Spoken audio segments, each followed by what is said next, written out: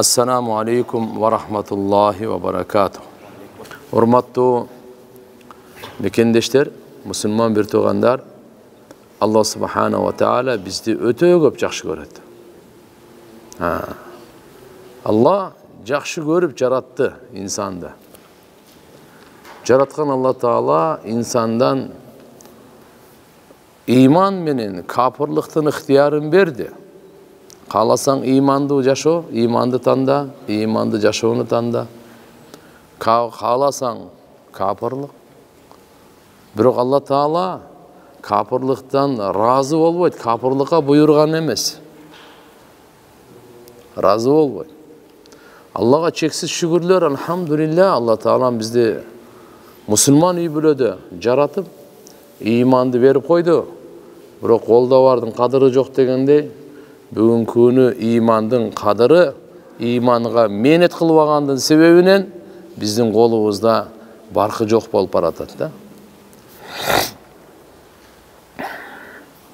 Пайгамбар саллаллаху алейхи ва салламдан бир сахаба насаат сураганда, кыска нуска пайгамбарыбыз айтты: "Кул аманту билла суммастаким." Иман келтирдиңби? Эми ошол жерде бекем бол. Иманыңа алсыратпа. Иманыңа эскиртпе. Иманыңа зыян жеткирбе. Иман келтиргенден кийин эми иманда бекем бол дейт. Иманды жашоодо, иманды сүйлөгөндө бекем бол. Истикамат. Ибадатта дагы, ниетте дагы, мүнөздө дагы, бардыгында туруктуулук Аллага сүйкүмдүү. Алла субхана ва тааланын тарабынан бизге дагы буйрук бул. Пайгамбар саллаллаху алейхи ва салламдын хутбасы Алланын китебин бекем кармагыла, жана пайгамбар Мухаммад алейхиссаламдын сүннөтүн бекем туткула деген. Джабир разияллаху анхудан риваят: "Кана Расулуллах саллаллаху алейхи ва саллям ида хатаба ихмаррат айнаху ва ала саутуху ва штадда гадабу кааннаху мундури джайшин." Джабир разияллаху анху айтат: Пайгамбар саллаллаху алейхи ва саллям хутба айтканда эки көзү кызарып кетет эле дейт. Үнү жогорлоп, ачуулангандай. Кааннаху мундиру джайшин, бир аскерлерди коркутуп аткандай. Кандай? Азыр бизге кол салып келет. Ошого дайын болгула десе, адам кандай дайынданат? Душмандар кол сала турган болсо, биз баарыбыз той кылабызбы бу жерде? Баарыбыз үйдө уктайбызбы? Эртеге биздин аял бала чака мал мүлкүбүзгө кол сала турган болсо. Пайгамбарыбыз хутба айтканда ушундай катуу эскертүү, ушундай кылып айтат эле. Якул амма ба'д. Аллага мактоо.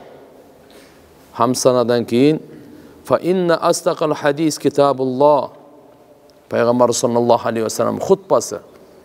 Эң акылдуу инсан, эң кыйын сүйлөгөн инсан, эң таасирлүү, эң нурлуу сөздү сүйлөгөн инсан. Бул Мухаммадур Расулуллах.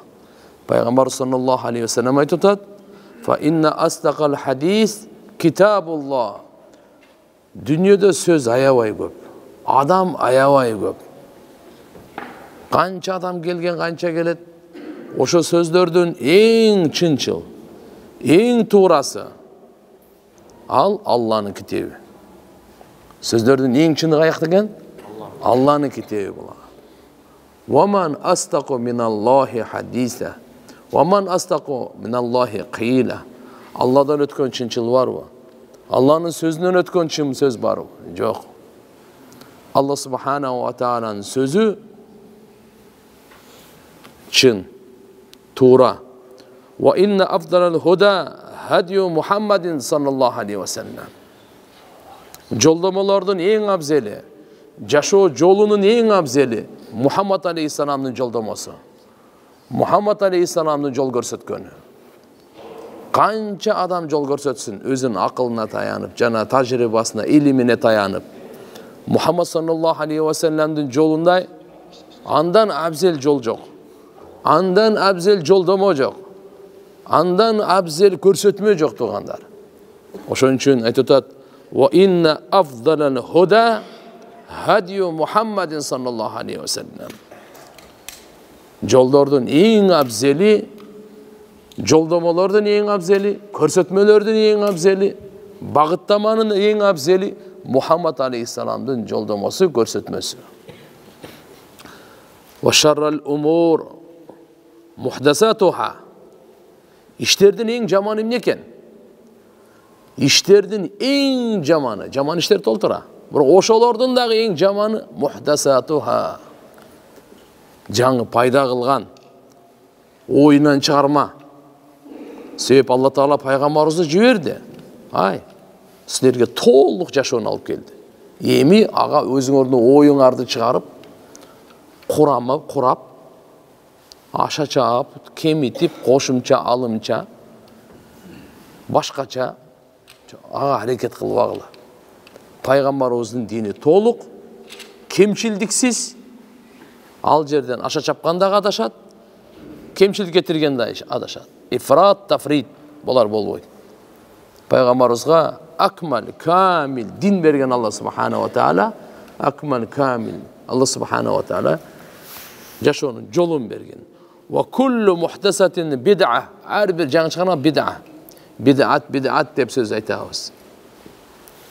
Ва куллу бид'атин далала. Бардык бид'ат адашуда. Бардык бид'ат залалатта, караңгылыкта. Ва куллу далалатин финнар. Бардык адашу дозокто. Демек иштин барды пайгамбарыбыз Мухаммад алейхиссаламды кылбаганды, көрсөтпөгөндү, разы болбогонду, анын сахабалары бар түшүнөт эле. Ошолорду кылып, жаңы кылып, ушуну дин деп адамдарга сунуштаган. Ушу мынакей Мухаммад алейхиссалам айтпаса дагы ошо сөздү айтып, ушуну айткан деген, кылбаганды кылган деген. Пайгамбар саллаллаху алейхи ва салламды кылганды кылбай, кылбаганды кылган, мына ушу жаңы лап мындай не деп коет муну, новопшество деп коет го. Жаңылык. Жаңы нерселерди таап, өзүнчө бир динди ойлоп чыгарып, мынандай токто, дин ойлоп чыгара турган нерсе эмес. Бул дин Алланын тарабынан берилген кескин түр.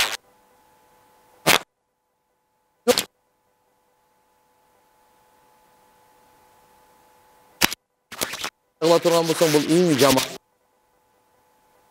Адам алейхиссаламдан кыямат узагыраак эле. Ибрахим пайгамбардан кыямат бир аз жакындады. Муса пайгамбардан дагы жакындады. Иса пайгамбардан дагы ушинтип ар доор өткөн сайын акырын жакындап, акыркы пайгамбар Мухаммад алейхиссалам bundan keyin kıyamat en жақынырақ ekan da.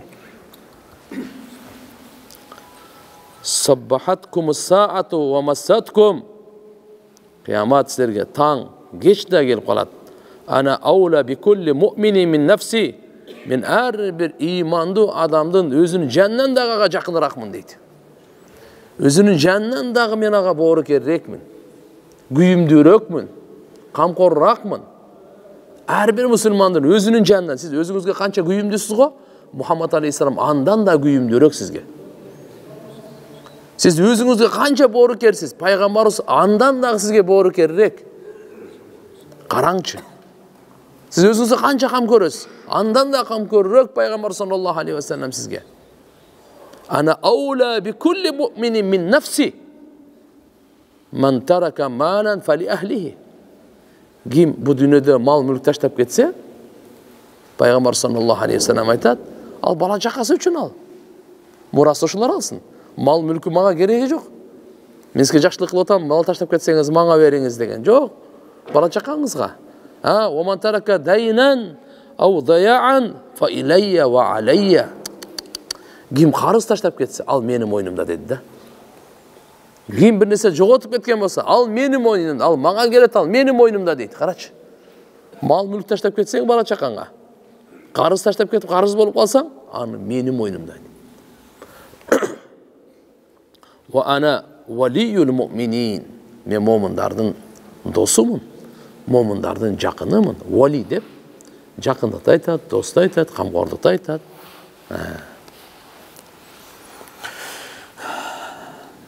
Кейінгі хадисте خطبته صلى الله عليه وسلم في أول جمعة صلاها في المدينة المنورة. Пайғамбар sallallahu aleyhi ve sellem Меккеден көчіп келді Мединаға. Мадинайы Мунауара, нұрланған Мадинаға. Ясриб деген аты бар лем орда. Пайғамбар айтты, бұл Ясриб емес, бұның атын өзгерткілі. Бұл Мадина, Дарул Хижра.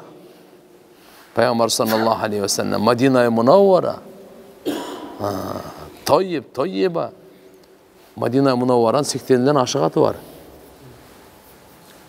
Қаншалық аты көп болса, ошончолық анын маанилүү, фазилеттүүлүгүнө далалат кылат. Пайгамбар саллаллаху алейхи ва саллям Мадина шаарына келгенде, алгач жума окуганда, ошол Масжидул Жумаа деп коет. Субханалла, Мадинага барсаңыздар, Жума мечити деген бар. Ошол жерге келгенде ал убакта мечит жок эле да эми. Ошол учурга келгенде Алла субханаху ва тааладан буйрук келген жума намазы окуш боюнча. Алгач жума намаз. Пайгамбар ошондо жума намаз окуган, жума намазда хутба айткан, элге кайрылуу жасаган жуманын хутбасы. Бир маселени эске алып коюш керек тугандар. Жуманын хутбасы бул адам баласы 2 рекет намаз окуйт го, ошонун өкүмүндө эле кетет. Намаз окуп атканда сүйлөсө болобу? Кыймылдаса болобу? Ойноса болобу? Бирөөгө жооп берсе болобу? Болбойт. Хутба окуп атканда да ошондой болбойт. Отурганда тынчтанып 2 рекет намазда кандай отурсаңыз, ошондой отуруңуз. Ага жооп берип, даже бирөө ойноп атса, ойнобо деп айтканга да уруксат жок да. Эмне үчүн? Сиз намаз окуп атасыз, бирөө ойноп атат, эмне дейсиз? Ойнобо, мен намаз окуп атам деп айтасызбы? Айтпайсыз да. Аны ким ошентсе, ал дагы аша чапты деп атпайбы? 2 рекет намаздай да. Кылбы? Мейли.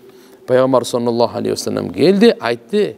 Ибн Жарир Табари келтирет бул хадисти Юнус ибн Абдул А'ладан.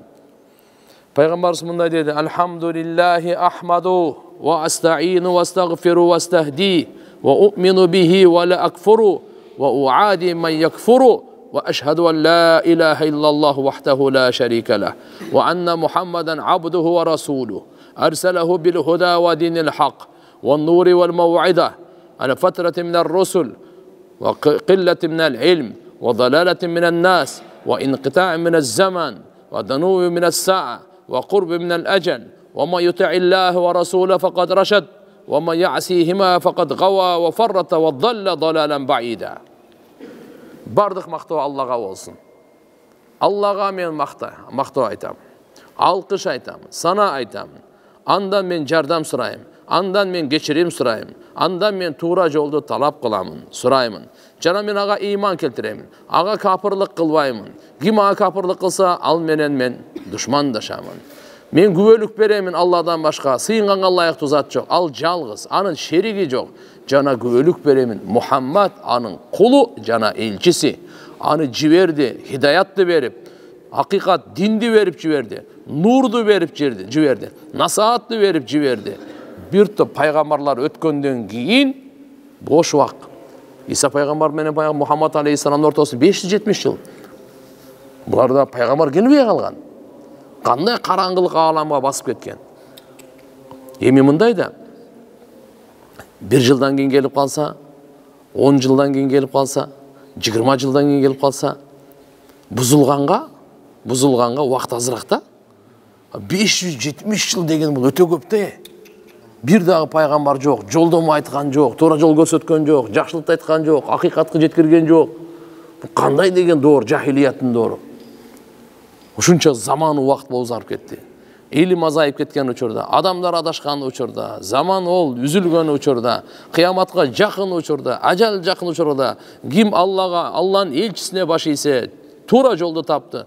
Ким ал экөөнө тоң моюндук кыла турган болсо, ал адашты, аша чапты, өтө узак адашуу, терең адашуу.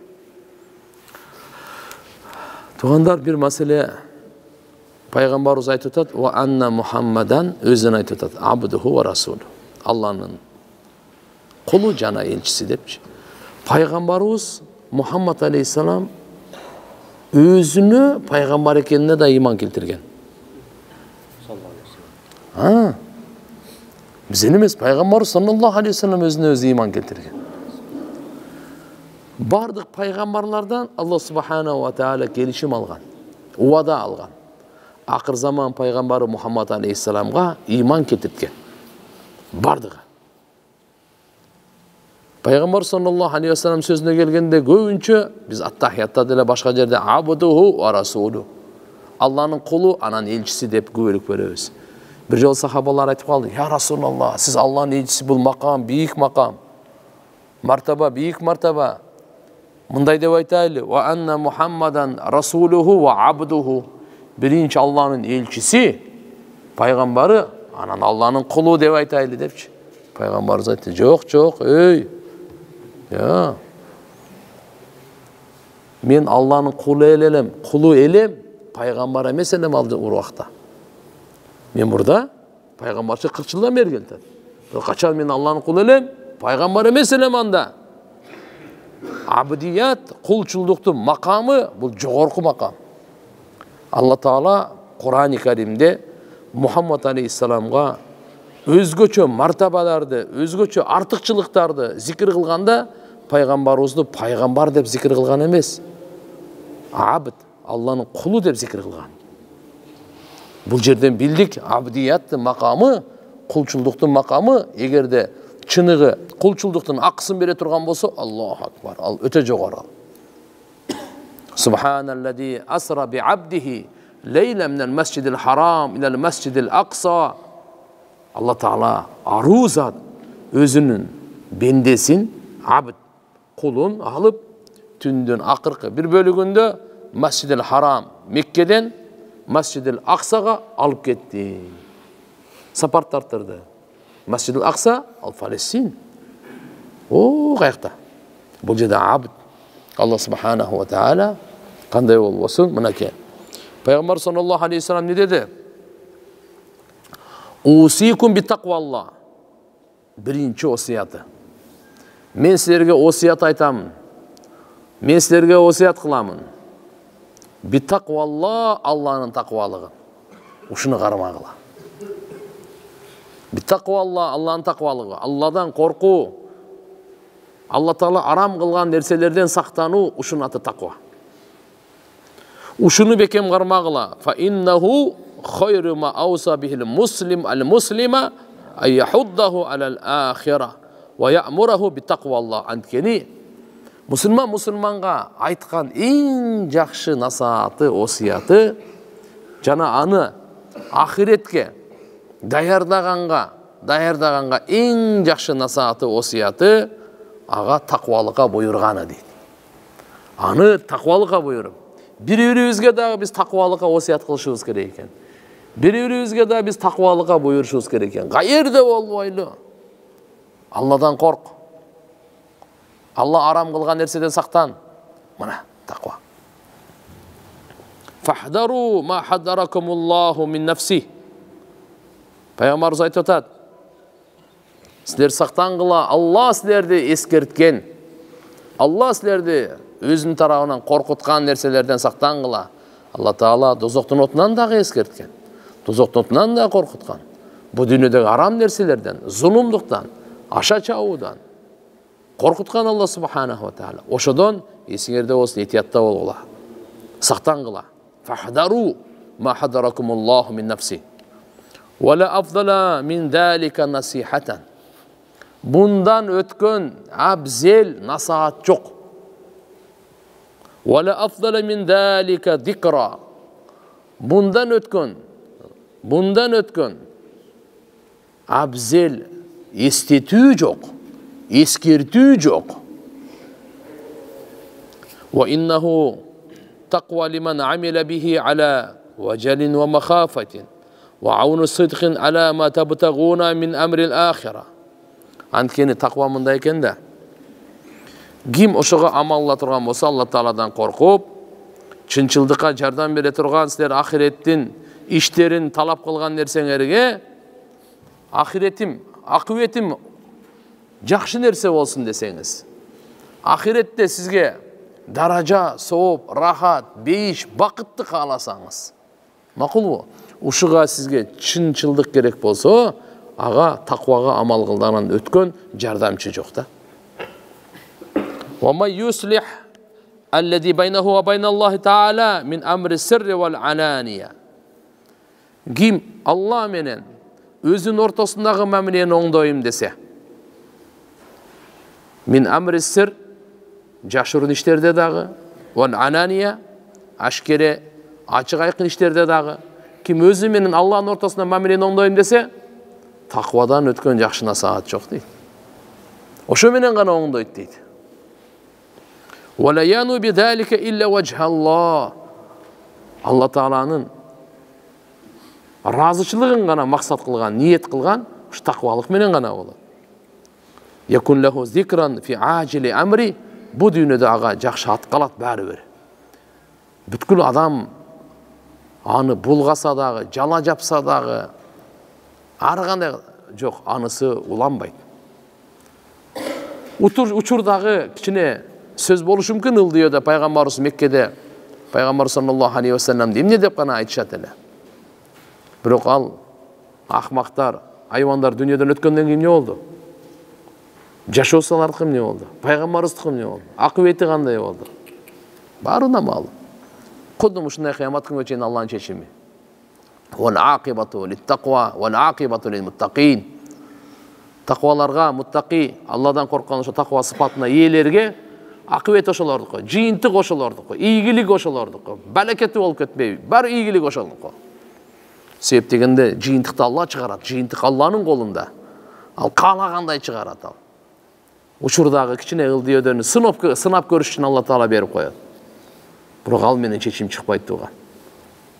Ошон үчүн пайгамбарыбыздын насаатында караңыз. Якун лаху зикран фи ажили амри. Мына ушул дүйнөдө ага жакшы ат калат. Так. Ва зухран фима ба'дал маут. Өлгөндөн кийин Аллаху акбар, бардык жакшылыгы сакталат. Бу дүйнөдө артынан жакшы сөз калат. Каалайсыңбы, каалабайсыңбы? Жакшы көрөсүңбү, жакшы көрбөйсүңбү? Жагабы, жакпайбы, кызыктырбайт. Алла жакшы сөздү калтырат баары бир.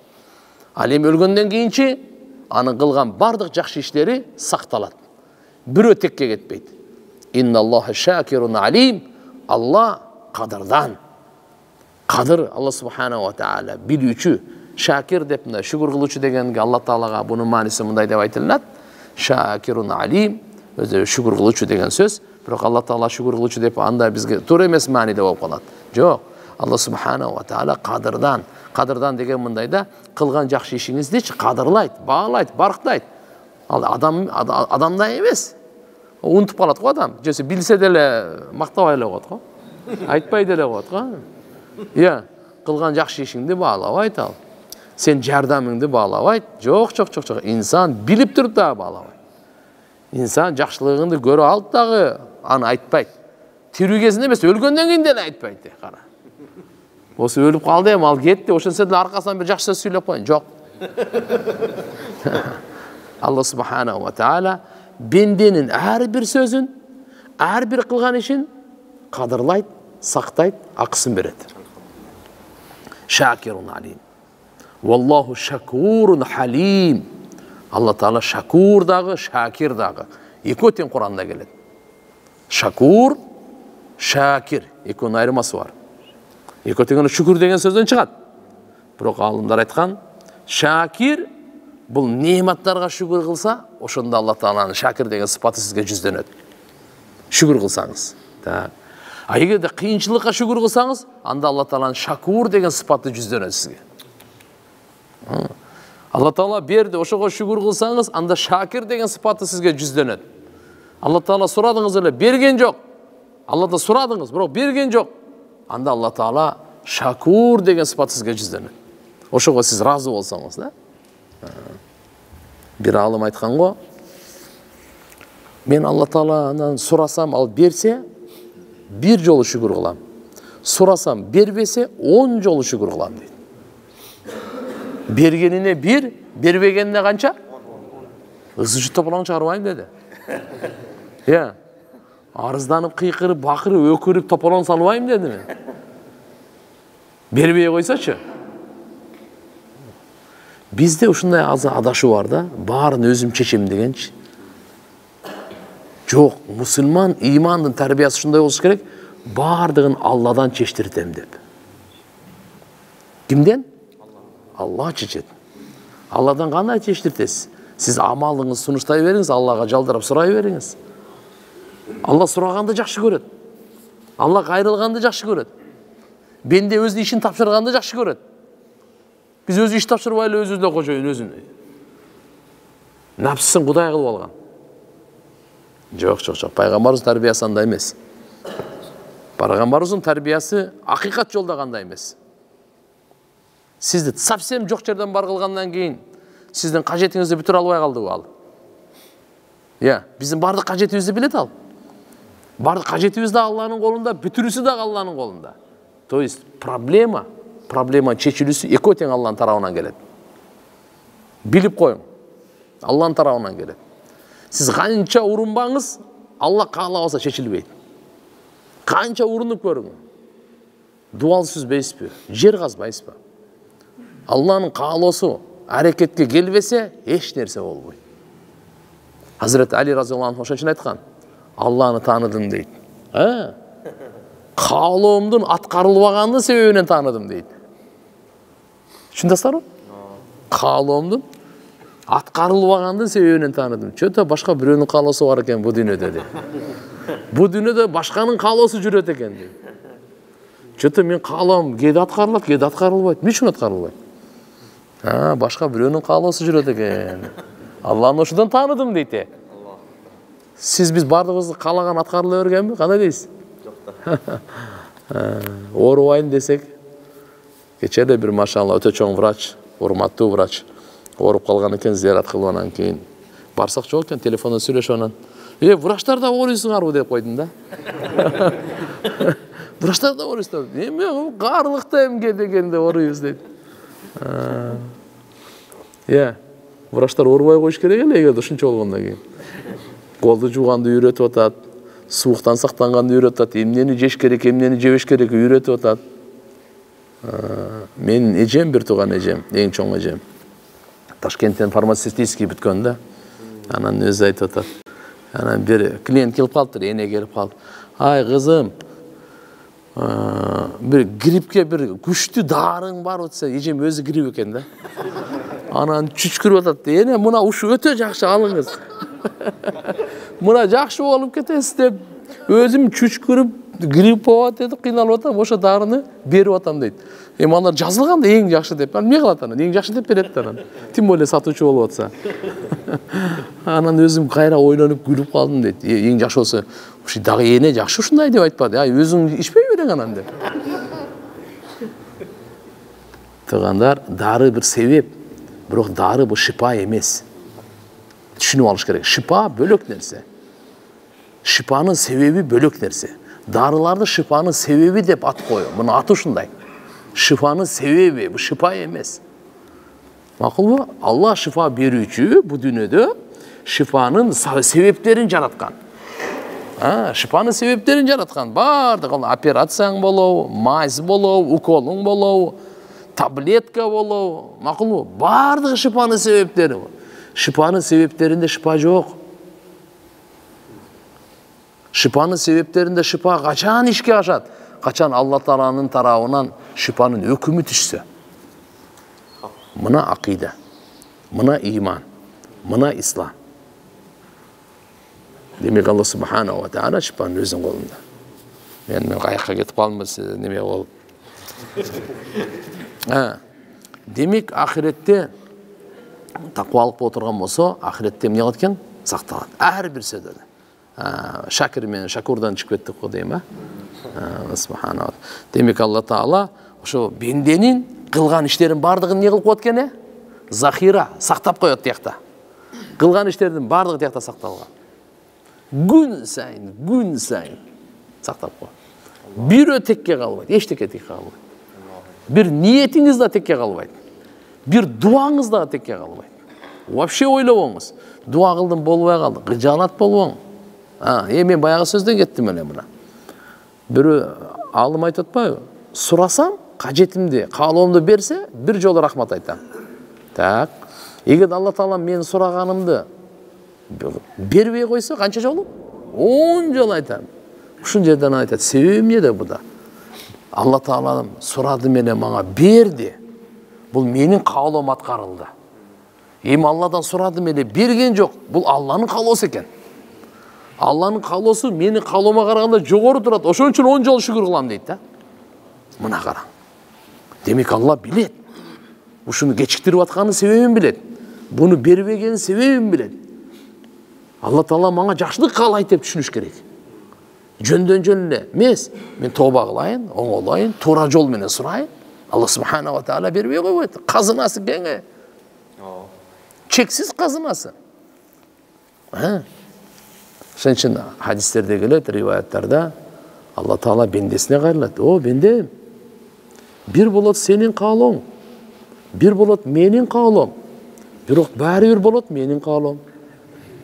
Тарбия кылып атат, түшүндүрүп атат. Бендесин жакшы көрөт Алла Таала. Бендем.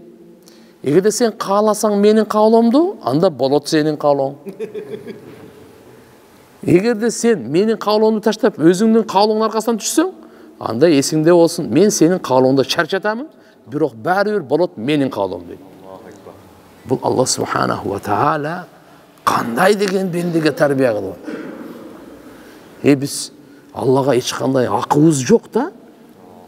Бир нерсе бербей койсо, же тигинтип андай мындай кылып койсо, деп үн көтөргөнгөчү. Сен жок элең да сен. Сен совсем жок эмес белең. Жоктон бар кылып атпайбы ал? Бардыгы Алланын акысы ал. Мейли. Хина яфтакирул мар'у иля ма каддама. Эртеге бенде сыймыктана турган нерсе ахиретке жөнөткөнү менен сыймыктанат. Бу жака таштаганы менен эч ким сыймыктанбайт. Тияка жөнөткөнү менен. Караңыз, бу дүйнөдө адам баласы бул жака таштайт же алдыга жиберет. Бул жака таштаганың ал сыймыктана турган нерсе эмес. Ал кеттиң, бул жакта ызычы тополоң, мурасыңы бөлүшө албай бири-бирин өлтүрүп аткан жан. Ал дүйнө үчүн, кичинекей эле нерсе үчүн канча кыйналдыңыз, түбөлүк ахиретиңизди буздуңуз. Ахиретке эмне жөнөттүңүзбү? Мына ошо сыймыктана турган үчүн. Хина яфтакирул мар'у иля ма каддама. Алдыга жиберген нерсесине сыймыктана турган ошо учурунда. Ва макана мин сива залик. Аллаху акбар. Булардын бардыгы боло турган болсо, bundan башкалар болсо эмне болуп калат экен? Явадду лау анна байнаху ва байнаху амадан баида. Аттың арман дейт экен, ушу күн менен өтө узак болгондо жакшы болот эле.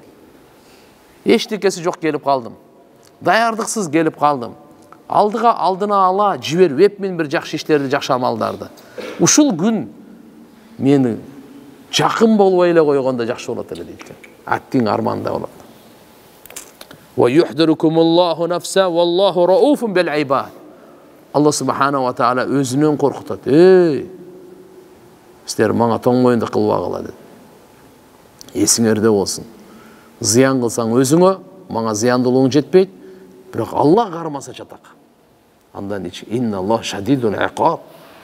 Кахар деген сыпаттары бар. Мунтаким дегени бар.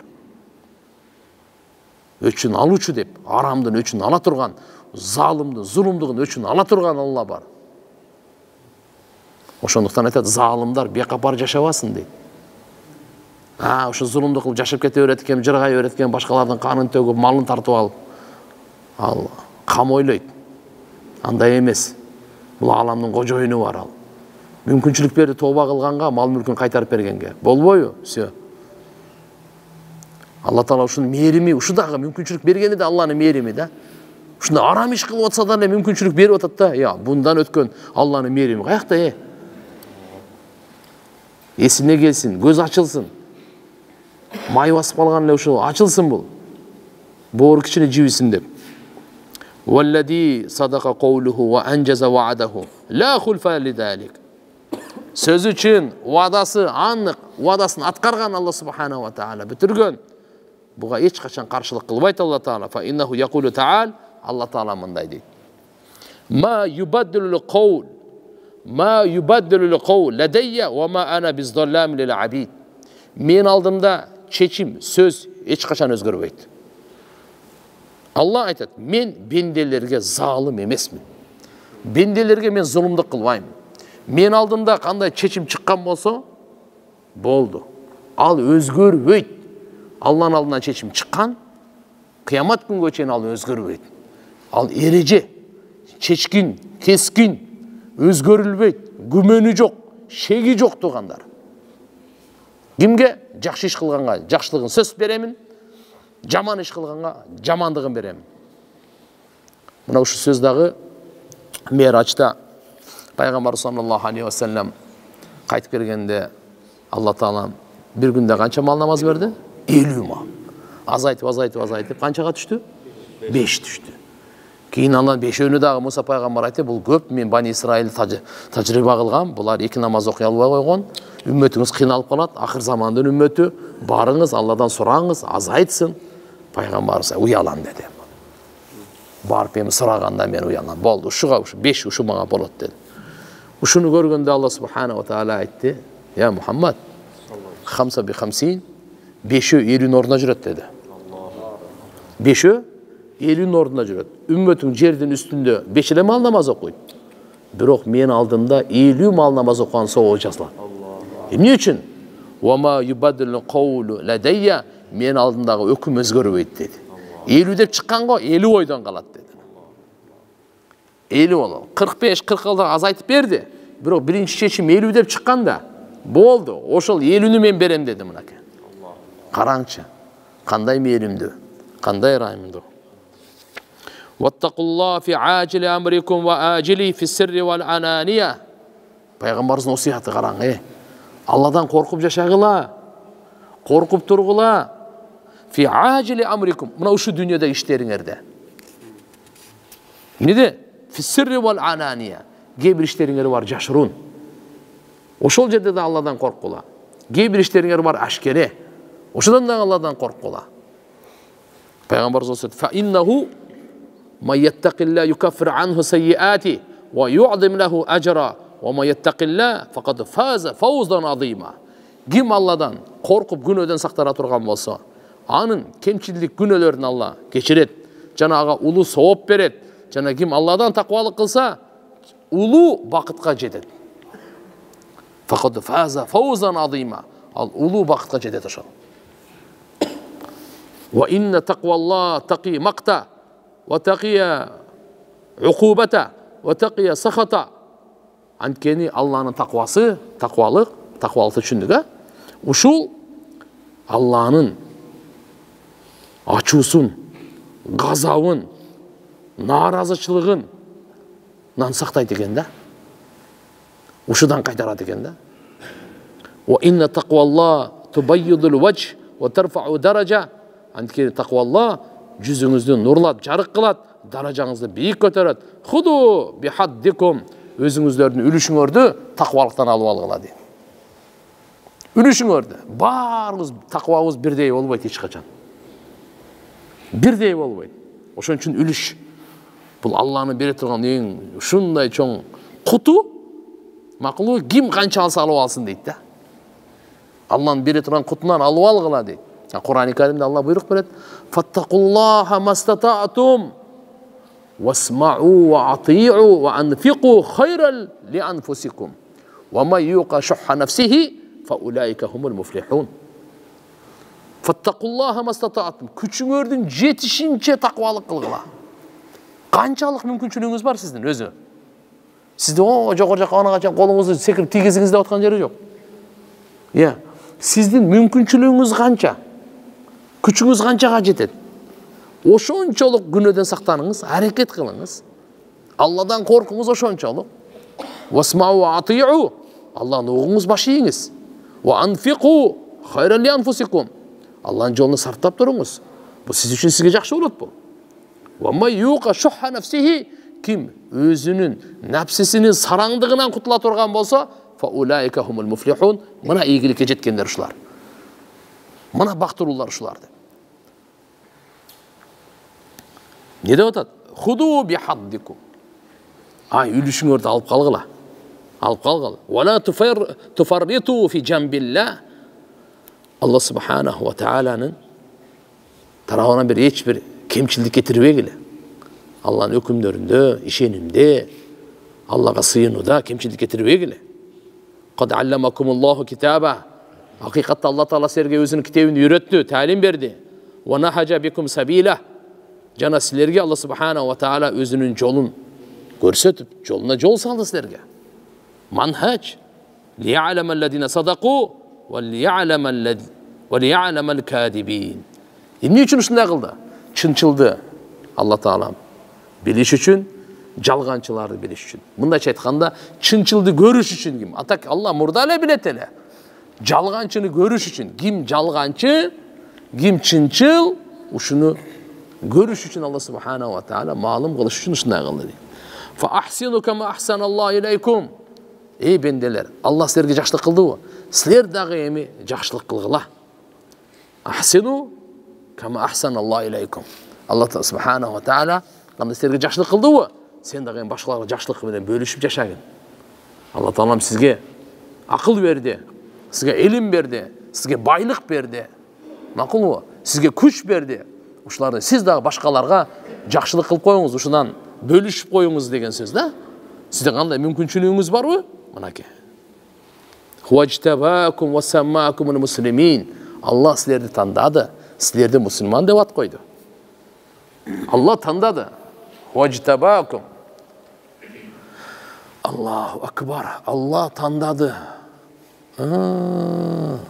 Allah адамзаттан пайғамбарлар таңдаған. Бардық пайғамбарлардың пайғамбары Мұхаммад алейхиссалам таңдаған. Үмметтерден Мұхаммад алейхиссаламның үмметін Алла таңдаған. Неге таңдаған? Ақыр пайғамбар, ақыр заман пайғамбардың аманатын көтере тұрған, қолына қармана тұрған, қиямат күнге чейин келе тұрған инсан ұрпақ адамдарға жеткіре тұрған деп Алла Таала Мұхаммад алейхиссаламның үмметін өзгөчө кылып жараткан. Мұхаммад алейхиссаламның үмметіне өзгөчө жөндөмдүүлүктү койгон. Буларда ушундай жөндөмдүүлүктөр бар. Пайгамбарыбыздын рисалатын көтөрө турган, пайгамбарыбыздын рисалат аманатын тарката турган, жеткире турган, ушун үчүн Алла субханаху ва таала тандады.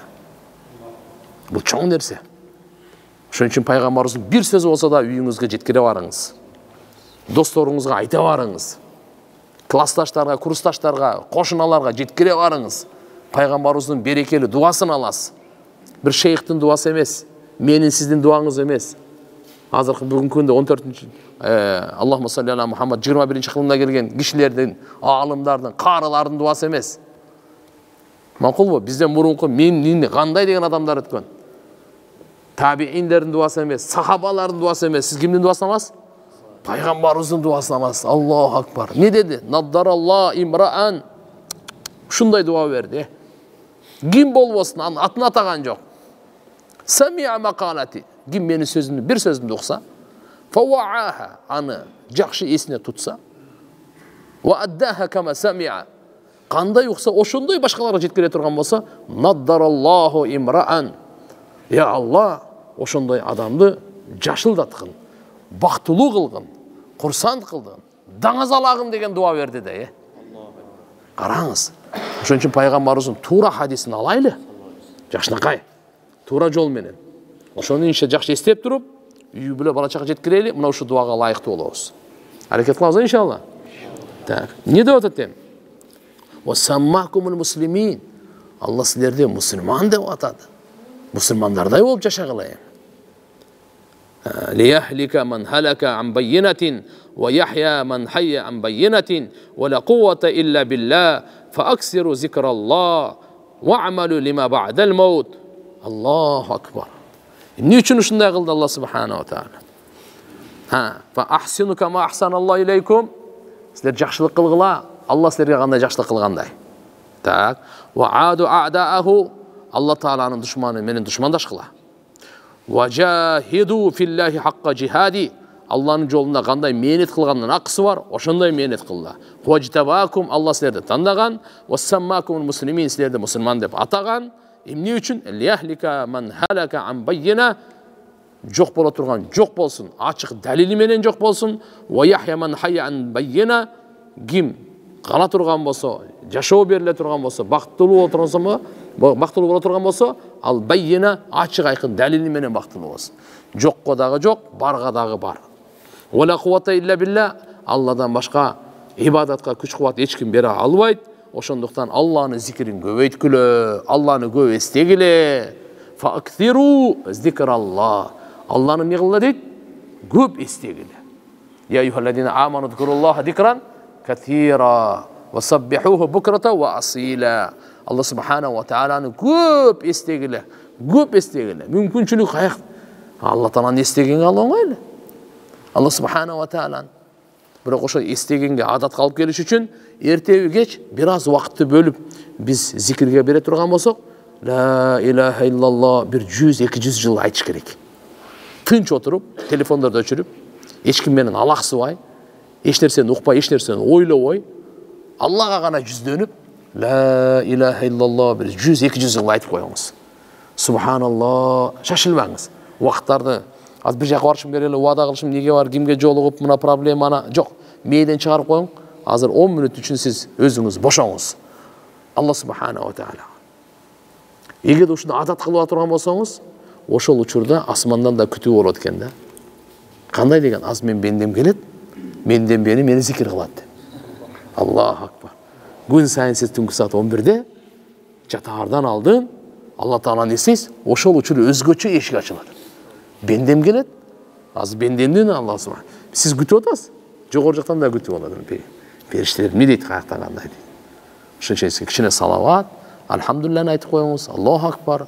Ла илаха иллаллах, ла хаула ла куввата илля билля. Пайгамбарыбызга бир салават, саллаллаху алейхи ва саллям 100-200 жыл кылып, жүрөк күчтөнөт, рахаттанат, истигфар, тоба, астагфируллах, атуб илей. Зикир көбөйткүлө дейт. Жана ва амалу лима ба'дал маут. Өлгөндөн кийин келе турган жашоо бар го, ошого амал кылгыла дейт. Аллаху акбар. Бул жерде тургандар, биз бир сөз айтсак, жакшы сөз. Ахиретибиз үчүн айтабыз. Бир сом сарптасак, ахиретибиз үчүн сарптайбыз. Мына мусулмандын девизи, мына мусулмандын ураны, мына мусулмандын максаты, мына мусулмандын ниети, мусулмандын жашоосу. Мен бир сөз айтсам, өзүм ахиретим үчүн айтам. Бирөөгө бир сом жардам берип, Алланын жолунда бир сом сарптасам, өзүмдүн ахиретим үчүн. Бир жакшы амал кылсам, өзүмдүн ахиретим үчүн кылам. Демек, бардык мусулман биз өзүбүздүн ахиретибиз үчүн кылайлы. Ар бир сөзүбүз дагы, ар бир кылган ишибиз дагы, ар бир сомубуз дагы ахиретим үчүн болсун деп. Мен айтайын, ахиретим үчүн керек. Мен ахиретиме керек деп айтам. Ахиретим үчүн жашайм мен. Пайгамбарыбыз айтат: "Ва амалу лима ба'дал маут." Өлгөндөн кийинки жашоо бар го, ошон үчүн амал кылгыла. Кылган иштериңер, айткан сөздөрүңөр бардыгы өлгөндөн кийин ошон үчүн амал кылгыла. Fa innahu man aslaha ma baynahu wa baynallah yakfi Allahu ma baynahu wa baynan nas. Анткени угуп алыңыз, ким өзү менен Алланын ортосунда мамилени оңдосочу, Алла ошол адам менен адамдардын ортосунда мамилени оңдоп коет экен да. Биз бүгүн бири-бирибиз менен мамилебиз оңолбогонун себеби жогору жак менен Алла менен мамилебиз оңолбоптур да. Алла менен мамилебиз оңолбоптур да. Эмне үчүн биз азыр ата-энебиз менен мамилебиз жакшы эмес? Эмне үчүн бир туугандарыбыз менен мамилебиз жакшы эмес? Эмне үчүн аялыбыз менен мамилебиз жакшы эмес? Эмне үчүн балдарыбыз менен мамилебиз жакшы эмес? Эмне үчүн кошуналар менен мамилебиз жакшы эмес? Эмне үчүн достор менен мамилебиз жакшы эмес? Көрсө, биздин мамилебиз Алла менен жакшы эмес экен да. Пайгамбарыбыз айтып атат. Угуп алыңыз, дагы бир айтайын. Ман аслаха ма байнаху ва байналлах. Ким оңдосо мамилесин өзү менен Алланын ортосунда. Аслахаллаху байнаху ва байнан нас. Алла ал менен адамдардын ортосунда мамилени оңдоп коет. Ошондуктан келиңиздер ушуну ойлонойлу. Баарыбызга ушул гам, ушул пикир, ушул ой бассын. Мен өзүмдүн жаратуучум менен мамилемди оңдошум керек. Мен өзімдің жаратуучум менен мамилемде оңдошум керек. Күмөнүмдү оңдошум керек. Ишенимимде оңдошум керек. Коркуу, үмүтүмдү оңдошум керек. Мухаббат сүйүүмдү оңдошум керек. Баш ийүүмдү оңдошум керек. Аны эстегенде оңдошум керек. Кандай дейт? Залика би анналлах яқди байна алан нас ва ла юхтауна алейх ва ямлику минан нас ва ла ямликуна минху. Аллаху акбар ва ла куввата илля биллахил алийил азим dedi. Bunun sebebi Allah Taala çeşim çıgarat adamlarga. Adamlar Allah'a karşı çeşim çıgara albaydı. Allah iyilik kılat adamların. Bardığın badışası özü konduğunu. Bendeler hiç nersege emez Allah'ın aldığında. Allah'ın tarafına. Allah iyi. Allah çeşim çıgarat. Allahu akbar, Allah ulu. La kuvvete ve la kuvvete. Hiçbir ibadatka güç kuvvet yok. Birok aliyyul azim. Ulu Allah Taala'nın tarafından gana jardan bolsa dedi. Hafiz İbn Kasir rahmetullahi aleyhi aytadi. Hakada avradaha İbn Jarir Tabari mına ушундай кылып алып келген санатын ирсал мурсал hadis деп коет. Байхақида айтқан буну пайгамбар саллаллаху алейхи ва саллям Мадина Мунавварага биринчи келгенде деп анан кийин буну Абу Салама ибн Абдуррахман ибн Ауфтан риваят. Бу киши айтат пайгамбар саллаллаху алейхи ва саллям Мадинага келгенде эң алгач Аллага мактоо сана алкыш айтты. Фахамидаллаху ва асна алейх бима хуа ахлуху. Кандай Алла Таалам мактоого лайыктуу, алкышка лайыктуу, ошондой мактоо болсун. Кал амма бад фая аюхан нас. Башка бир риваятында мындай деп атат. Эй адамдар, фақаддиму ли анфусикум. Аллаху акбар. Өзүңөрдүн жаныңар үчүн алдыга бир нерсе жөнөтүп койгула ахиретиңерге. Бу эң акылдуу инсан, эң көрөгөч инсан айтып атат. Бу дүйнө ахирет, бейиш дозокту көрүп турган киши айтып атат. Бизге айтып атат. Ахиретиңер үчүн бир нерсе кылып койгула. Кам көрүп койгула. Азыр кышка кам көрүп атасыңар го, эртеге жазга. Ана мен бала чакам не болот? Өлүп калсам неберелерим ачка калбасын деп бир контейнер алып коеюн, бир жер алып коеюн, бу үлүштү алып коеюн. Сиз бу дүйнө камын көрүп атасыз. Ахиретиңиздин камын ким көрөт? Биз унутуп калдык да. Тияка бара турганыбыздычы. Каяктан келгенибизди унутуп калдык, капа болбогула. Кайерден чыкканыбызды унутуп калдык, капа болбогула. Кайка барарыбызды да унутуп калдык да. Бүгүн бизге текеберликечи вообще жай жок таксыр. Вообще текеберленбеш керек. Ушуну эстеп, эки нажас чыккан жерден чыкканбыз. Кантип текеберленебиз? Нафсini түшүндүрүш керек. Нафс, сен кимсиң өзү деп. Текеберленбе, Алла Таала айтат. Текеберлик менин чадырым дейт. Ким тартышса менен текеберликти жаман кыламын дейт. Жаман кыламын дейт. Мен эми башка хадиске өтүп кетпейли. Айтат. Фақаддиму ли анфусикум. Силер өзүңөргө алдыңа ала амалдарга жөнөтүп койгула. Та'ламунна. Жакшы билесиңер. Бирөөңөр дагы ушундай бир күн келет. Лисайqanna ahadukум summa lada'anna ghanamahu laysa laha ra'in ثم لا يقولن له ربه ليس له ترجمان ولا حجاب يحجبه دونه ألم يأتكم رسلي فبلغك وآتيتك مالا وأفضلت عليك فما قدمت لنفسك الله أكبر. Ertege adam esi ой турган күн келет. Адам esi кете турган күн келет. Бирөөңөргө. Ошондой бир ушундай күн келет. Мал мүлкүн, койлорун таштай турган, койлор ушундай кала турган күн келет. Бир дагы койчусу жок. Алла субханаху ва таала сөзсүз айтат, эч бир котормочусуз. Ал менен анын ортосунда тоскуч эч нерсе болбойт дейт. Парда болбойт дейт. Алла субханаху ва таала ар бир бендеге кайрылганда түздөн түз. Котормочу дагы болбойт, башка тоскуч дагы болбойт. Айтат экен, менин пайгамбарым сага келген жок беле? Силерге жеткирген жок беле? Мен сага мал мүлк бербедим бе? Сени абзел кылбадым ба? Өзүң үчүн алдыга не жибердиң дейт экен, мен үчүн эмес. Сен өзүңө керек нерсе ахиретке не жибердиң дейт экен. Фама каддамта ли нафсик. Не кандап койдуң? Фаяндур, карасын бенде. Ошондо карайт экен, яминан ва шималан, оң жак сол жагын карайт экен. Фала яра шайан. Thumma yandır quddama, eşnetseke көрбөгөндөн кийин алдын карайт экен. Фала яра гайра жаханнам, дозоктон башка эчтекен көрбөйт дейт. Оң жагын карайт экен, сол жагын карайт экен, эмнени жиберген? Эчтеке жок. Алдын карайт экен, алдына берсе жибергенби? Дозоктон башка эчтекен көрбөйт. Фаман истата айяқия ваджхаху минан нар. Пайгамбарыбыз айтты: "Ей, ким өзүнүн жүзүн дозоктун отунан сактаганга мүмкүнчүлүгү болсо, валау бишикки тамратин фальяфал, бир курманы сыныгынчалык дагы садака кылып, ошондой кылып алсын" деди да. Караңыз, ким өзүнүн жүзүн дозоктун отунан эртеге кыямат күнү сактаганды кааласа, ал бу дүйнөдө кичине садака кылып болсун. Канча? Бир курма мынча эле ал. Ошонун жарымы канча? Ошончолук болсун да садака берип, өзүнү дозоктун отунан куткарып алсын. وَمَنْ لَمْ يَجِدْ فَبِكَلِمَةٍ طَيِّبَةٍ. Эгерде курманы сыныгынчалыктагы бир нерсе бергенге таппасаңыз, анда жакшы сөз менен өзүңүздү дозоктун отунан жаныңызды куткарып алыңыз. Жакшы сөз менен хотя бы. Бул дагы садака. Бул дагы эмне? Калиматун таййиба, садака. Пайгамбарыбыз айткан. فإن بها تجزى الحسنة 10 أمثالها إلى 700 ضعف والسلام عليكم وعلى رسول الله ورحمة الله وبركاته dedi. Анткени бир жакшылык ал 10 эсе, ondan 700 чейин эселеп көбөйүп берилет экен Алла. ثم خطب رسول الله صلى الله عليه وسلم مرة أخرى. Кийин пайгамбарыбыз дагы бир кайрылуусу.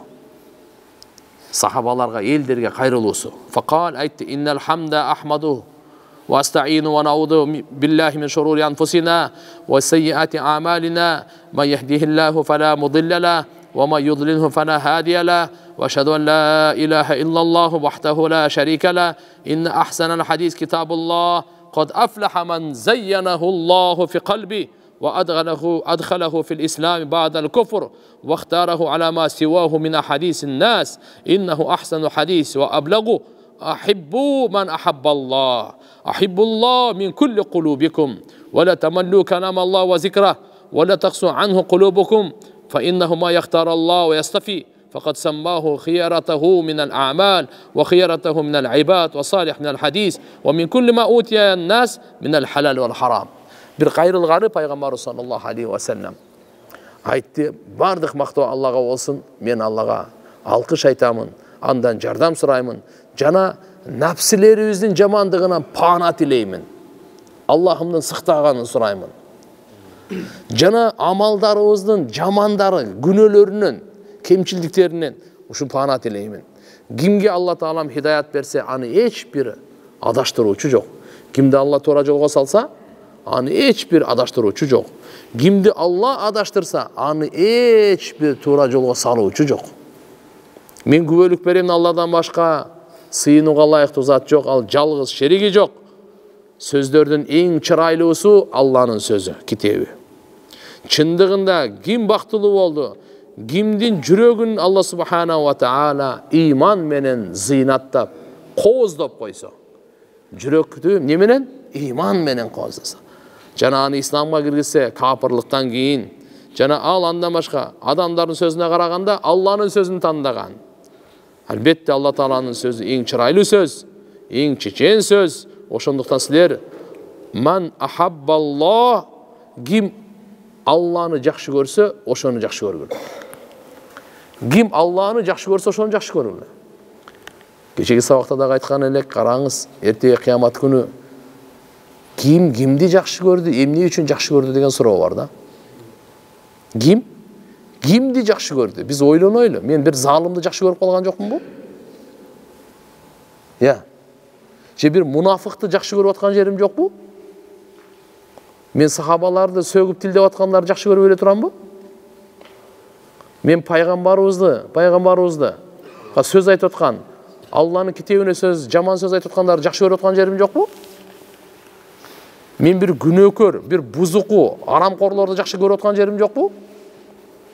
Токтоңуз, сиз кимди жакшы көрүп атасыз? Эртеге кыямат күнү сурак бар. Жүрөк суралат. Анткени жакшы көрүү, жек көрүү, бунун жайы жүрөк. Bunun жайы жүрек. Так, жақсы көрдіңіз, мейлі жақсы адамды жақсы көрдіңіз, имандыны жақсы көрдіңіз, Алланы жақсы көргенді жақсы көрдіңіз, пайғамбарды жақсы көргенді жақсы көрдіңіз. Так, не үшін жақсы көрдіңіз? Екінші сұрау. Алла үшін. Мансап үшін емес пе? Ақшасы үшін емес пе? Башқасы үшін емес пе? Мынандай сұрау. Үшінші пайғамбарымыз айтады: "Ахиббу ман ахаббаллах". Аллаху акбар. Мен мынаны аз бүтелейін да, Так. Алланы жақсы көрген адамды жақсы көргілі. Алланы жақсы көргілі. Мин кулли кулубикум. Чын жүрегіңізден жақсы көргілі. Жүрегіңнің тереңінен жақсы көргілі. Жана Алла субханаху ва тааланың сөзін тажауа қыла ешқашан. Алланың зикірінен тажауа қыла. Ғибаттан, ушақ, бекер сөзден тажасаңа тажай бергілі. Бірақ Алланың сөзі, альхамдулилля, адам тажабайды өзі. Өзін нәпсімен алдап асалы. Жүрегіңір қатуасын деді. Вала тақсу анху қулубукум. Жүрегіңір ешқашан Алла Тааланың зикірінен қатып қалбайды. Алланың Құранынан қатыбайды. Алланың Құраны зикірінен жүректер жұмшайды. Ешқашан қатыбайды. Важилат қулубухум. Ва иза тулият алейхим аятуху задатхум имана. Иманы күшейіп, бекемделіп, жүректер жұмшайды. Важилат қулубухум. Алла Тааланың сөзінде. Анткени ким Алланы таңдаса, Алла субханаху ва демек ал өзінің амалдарынан, бенделерінен, сөздердің ең жақшыларынан аны атады. Мұндайша айтқанда, Алла субханаху ва тааланы жақсы көру, бұл амалдарыңыздың ең жақсысы шул. Алла субханаху ва тааланы жақсы көру, амалдардың ең жақсысы шул. Тана Алла субханаху инсандарға берілген адал, арам нәрселер, барлық нәрселер ушылардың ең мықтысы қайсы екен? Амалдардың ең мықтысы қайсы? Бенделердің ең мықтысы қайсы? Хадис сөздердің ең мықтысы қайсы? Алла Тааланың сөзі, Алланы жақсы көру. Фа'будуллах ва ла тушрику бихи шай'a. Аллаға ибадат қылла, аға ешбір нәрсені шерік келтірбегіле. Ваттақуху хаққа туқати. Алланың қандай қорқу ақысы бар, ошондой қорқ қыла. Вастақулла, чынчыл болла Алла Таала мені. Салиха ма тақулун би афохикум. Сөзіңермен, тіліңермен сөйлеген нәрсеңерге чынчық қыла. Ва тахаббу би раухиллахи байнакум. Өз ара Алла Тааланың разычылығы үшін жақсы көргілі бір-біріңерде. Инналлах юбғиду айюнкаса ахду. Алла Таала жек көреді, қачан келишими бұзылса. Алла менен келишим қылдыңыз бі, ошо келишимди бұзбаңыз. Уадалаштыңыз бі, ал уаданы бұзбаңыз. Вассаламу алейкум ва рахматуллахи ва баракату. Мына пайғамбар саллаллаху алейхи ва саллям сөзі менен тоқтата тұрыңыз.